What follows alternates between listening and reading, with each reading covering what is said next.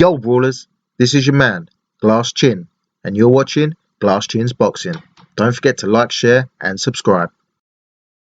Yo, Brawlers, I said I was buzzing for the Khan vs Brook fight, and it didn't disappoint. It'll be interesting to see what the final pay-per-view numbers were.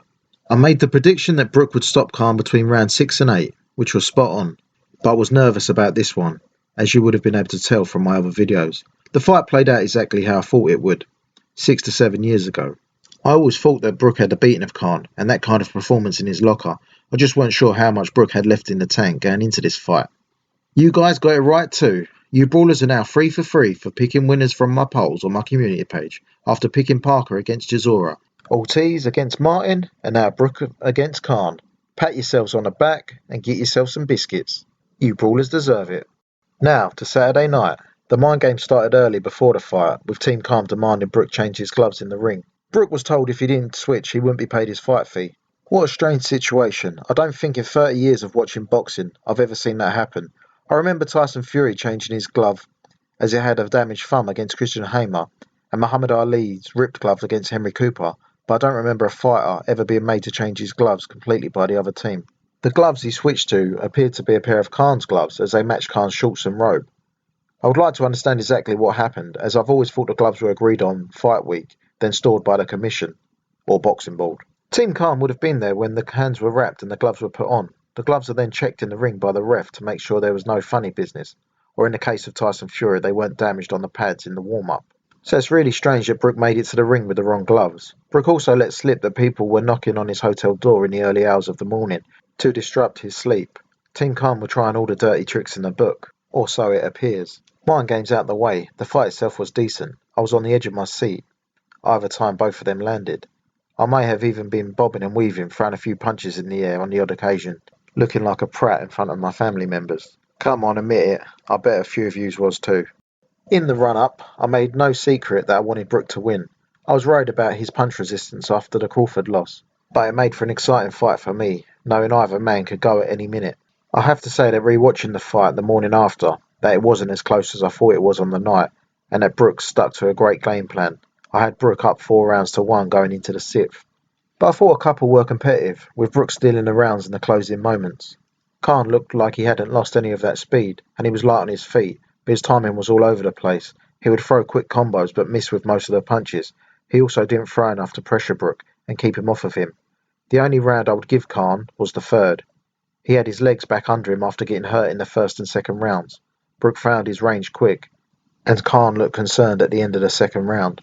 The bell seemed to keep coming at the right time for Khan during this fight. It wasn't all one-way traffic, as Kell's eyes did start to mark up, but all the really heavy shots were landed by Brook.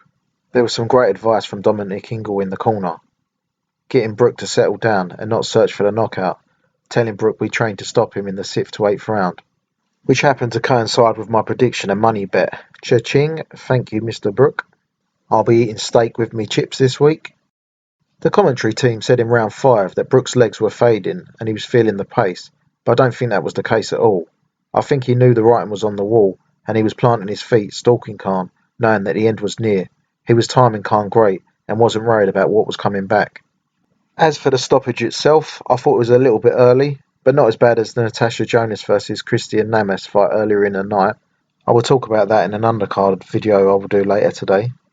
As I said, the stoppage was a little early. Khan was hurt and was in survival mode, cowering on the ropes with his gloves held high, not throwing back, but Brook wasn't exactly landing anything either in the moments before the ref stepped in. I'd have liked to have seen Khan given a chance. I don't want to see fighters get hurt, but there was a lot on the line here. What do you think? Was it stopped early? Let me know your thoughts in the comment section. Where do they both go from here? Well, I think it's safe to say that Khan won't activate the rematch clause. He seemed the more faded fighter, and I think it's time to call it a day. Maybe if he had been a little more active leading up to this fight, his timing wouldn't have been so bad, and this would have been more competitive rather than a systematic taking apart from Brook. Khan talked after the fight about his lack of desire. I can't see him wanting to drop a few levels down and fight Conor Benn. Nothing in that fight for him. He's made enough bank, and even if he won it, it does nothing for his legacy. I wish Ben would stop ducking David Avanesian and just get that fight on. He keeps avoiding that fight, saying he's only interested in world title fights, then calls out Broner, Khan and Eubank. I like Ben, but he needs to stop talking and take that fight. One thing that I really liked from Khan, he said no excuses, the better man won, and that his training camp was one of the best he had ever had. He praised Bomac and his conditioning team for being able to take them heavy shots from Brook. He's going to sit down with his family and make a decision whether to retire. He stressed the point that he wants to retire from boxing, and not boxing retire him. I haven't always been a fan of his, but I wish him all the best in the future, and good luck with whatever decision he makes. Apologies, brawlers, I just had to pause making this video. Storm Eunice is still raging, and my garden furniture felt the need to try and hop over into next door's garden. Apologies if you can hear the high winds. I hope all of my British fans are safe and haven't been affected. A few large trees and a couple of roofs have come down locally, as well as a lorry overturning on a bridge, so please stay careful and avoid going out if you can. Right, where was we? Back to Kell Brook. Where does Kell Brook go now that he's put the rivalry to bed? Well, we see him and Eubank going back and forth. Apparently there's beef from Eubank, with Eubank blaming Brook for the Triple G fight not happening. That's not how I remember it. I remember Eubank losing his pen when it was time to sign, and Brook saving the show for Eddie Hearn. Past issues aside, Eubank is too big, and not the fight for Brook. His team should be dead against that. Don't get me wrong, I'd watch it, I'd pay pay-per-view for it, but as a Brook fan, I think he loses. I'd rather see him move to 154 and try and get a shot at the Liam Smith versus Jesse Vargas winner. That's if Eddie Hearn is willing to work with Brook again, after the bad blood, with Brook going his own way to make the Terence Crawford fight. Hearn has had some bad times in the last 6 months, with multiple world champions of him getting beat, other promoters pushing him out, Joshua's still not with DAZN, subscriber numbers rumoured to be bad, and losing out on the Tyson Fury versus Dillian Whyte fight. So maybe Brook and Hearn can bury the hatchet and work together again. Brook may want to stay with Boxer and benshalom, but it's clear that they are pushing for Eubank to be their first star and make him a Boxer/Sky pay-per-view fighter. Brook shouldn't let that happen on the back of his scalp. His stock has risen after Saturday night, and I'm sure there's better options out there for him than to be sacrificed to Chris Eubank. Just as I mentioned Fury and Whyte a minute ago, no news on Whyte signing that contract yet, but just to be nice, Fury has set up a Just Giving page for him, after sources claim that Whyte wanted extra money on top of his $9 million payday to promote the fight. It's also rumoured that DAZN has offered Whyte a big money deal to stay with them. Hopefully the WBC release a statement today on what's going on, as according to Team Fury, Whyte had until the 19th to sign, but Eddie Hearn claimed Whyte had until today, the 21st.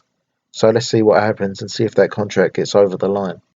Some people are saying that Kell Brook should retire now and go out on that high, but I'd like to see him have 1 or 2 more fights and try and get that title shot at 154. I don't think it'll be long before Jermell Charlo moves up if he wins that undisputed fight against Brian Castano. With the belts vacated, I think Brook's in a big shout at becoming a 2-weight world champion. How do you guys think Brook would fare against the winner of Liam Smith and Jesse Vargas? Do you think Brook should retire?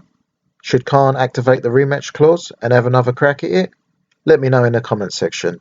And as always, brawlers, don't forget to like, share and subscribe, and I'll see you on the next video.